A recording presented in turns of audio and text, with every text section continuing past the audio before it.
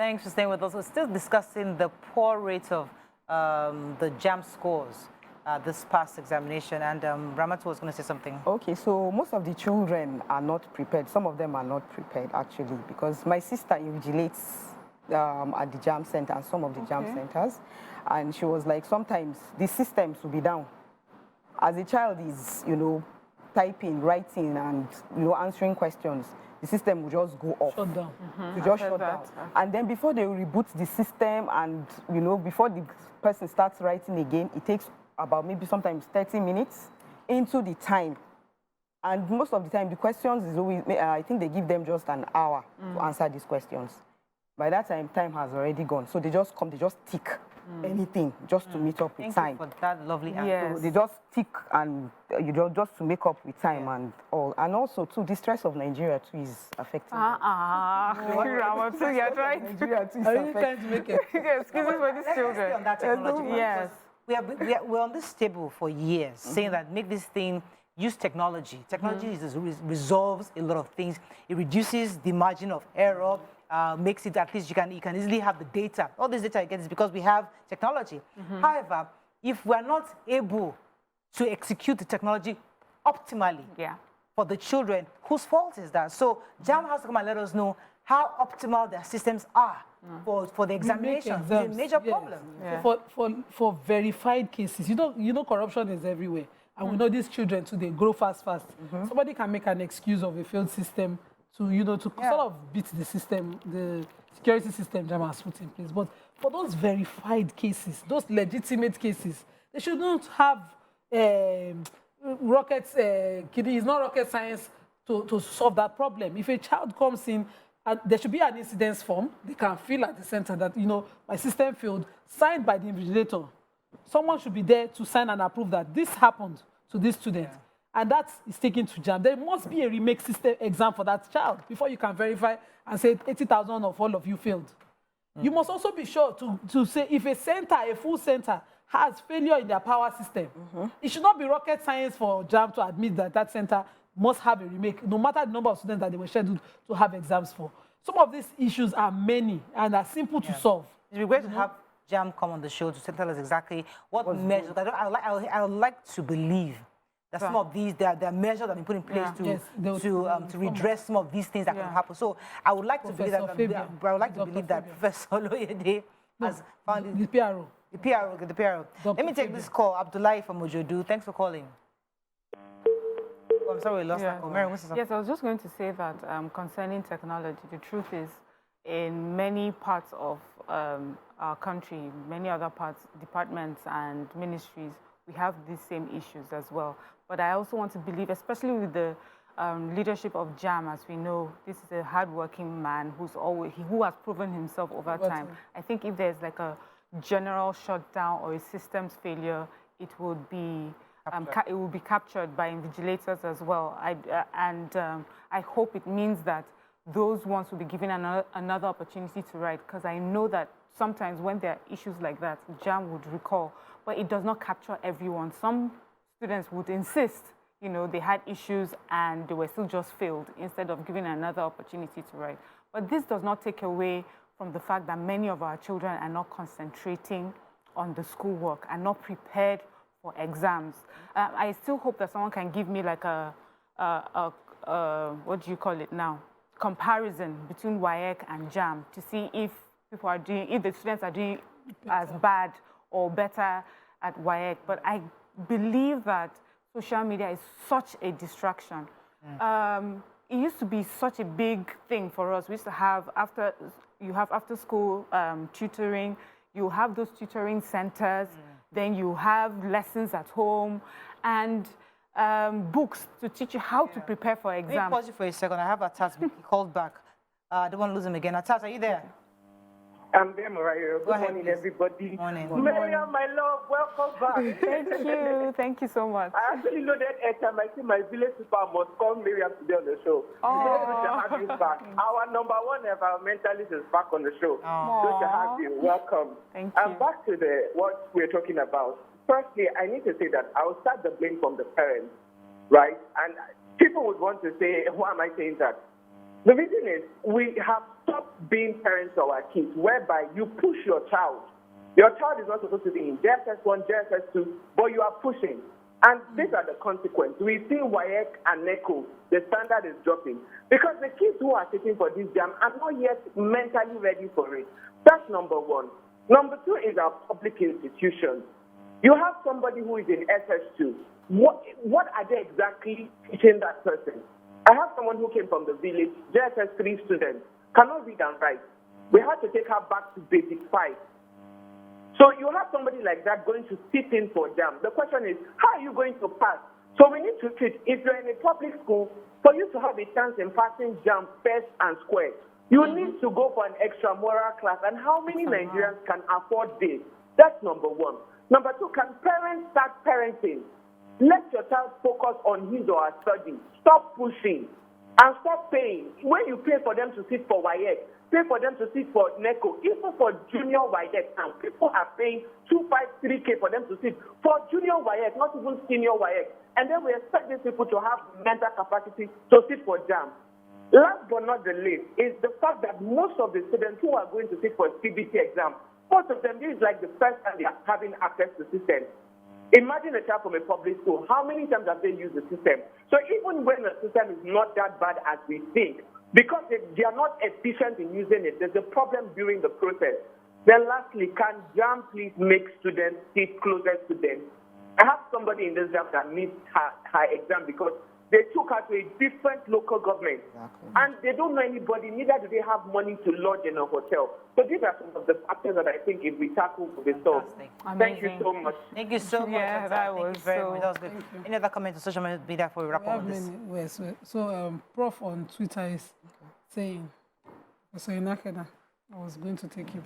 He says, we must absolve ourselves absolutely from JAMB as a sole source of admission into our tertiary institutions. It is, and it is important to allow individual institutions conduct their own entrance exams. This will curtail the idleness of our children waiting to pass JAMB and become frustrated and discouraged with the system. And this has now snowballed into the apathy and increasing low percentage of pass in their exams. This is why post-UTMEs were done. But Prof has a very strong point in the sense that we have to wait every once a year for the JAMB exams. You know, that waiting period that the child just has to, sometimes the child forgets to prepare. Just think, oh, it's still far away, before you know it's already at your doorstep. Can we have JAMB as soon as the child is ready with their WAEC results?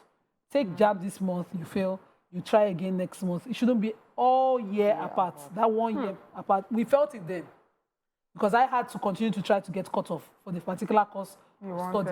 And I had to wait every year. So once they bring admission out and I did not meet it, I'm like, then I'll start all over waiting for the next year's exams.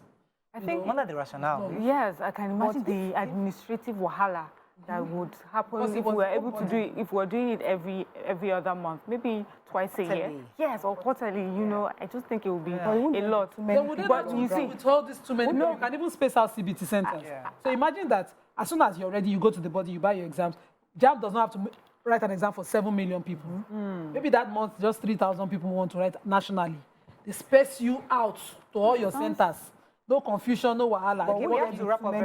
Won't there be too many people on ground if they do it quarterly or twice in a year? There will be too many people to go into university. That's the point. And there's no university that can absorb them. Absorb them. Let me take Kende. Thanks for calling, Kende. Yeah, good morning. Morning, you're live. Go ahead, please.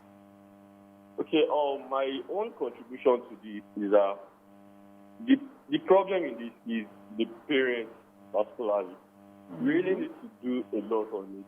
Because let me give you a little scenario now. My cousin did this job as well.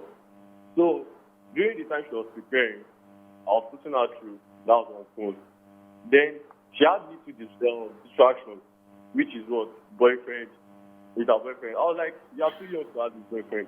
And I can tell you the truth, mostly 80% of these our youth that are writing down, most of them are distracted through relationship, and I don't think that's the best thing for them. So parents need to look after their children. They don't need any guys or any ladies in their life right now, because lately now social media has taken over. I saw one post on Instagram blog, and gossip milk this morning before I decided to call. The lady posted a video and said, "Look at me preparing for my JAMB," and she posted another video again with her guy being rubbish on social media. I was like, "Hey, these people don't have family." Thank you very much, Kennedy, for this, because this is because, as I said, we can blame JAMB all we want, we can even blame parenting all we want, but the truth is that many of these young people, many of them, they are, just as you said, distracted, not just by social media, relationships, stuff. There's so many things, so many vices that is distracting them from what is important. Now, parenting is part of that, because parents are supposed to be the ones to guide them, to ensure they are focused on the right thing. But sometimes peer pressure is there. So, I mean, there's... So these distractions have always been there. Do you understand? But we're seeing in a large number. So is it a strictly parental problem? Are we saying parents have stopped being parents and unable to guide children? Or are we saying that schools are unable to do what they're meant to do in educating children and focusing them on what's important? Or do we just have more human beings in the world, and so it seems like there are more children who are doing these things? Because boyfriend issue has always been there. We've always had those who were distracted because they had one relationship or the other. I don't know if you went to school, but yeah, you have teenage pregnancies. It happened, but it would be one person in 4 years or one person in a class. It wasn't something that was so widespread. And the truth is, children have always been in two categories: those who are so focused, who are so determined, they know what they want and they'll do anything to get there, you know. And if you have that kind of child, God, it's such a huge blessing. Yes, because, and then we have those children that are not ready. You will do everything as a parent. The school will do everything. You will change schools. You get teachers. There's nothing you don't do. You take them to church. You do deliverance.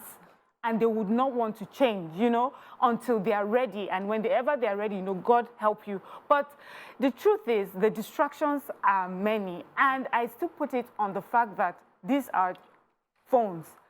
When it was TV, I can come and turn off the TV. Do you understand? But now they can take their phones, they take their laptops. And then on the phones now, we have things like AI. I was just telling you, I've just noticed that there's a new app that's been downloaded on my phone.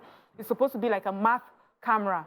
So when I tapped on it, it showed that you can take your phone and take a picture of the math problem, and it solves it for you. That is one of my child that has used my phone to do homework. So imagine the mindset, which is, when I have apps that can do it for me, why do I need to put in the work? You know, so sometimes not just parenting, that the world has given us so many more distractions.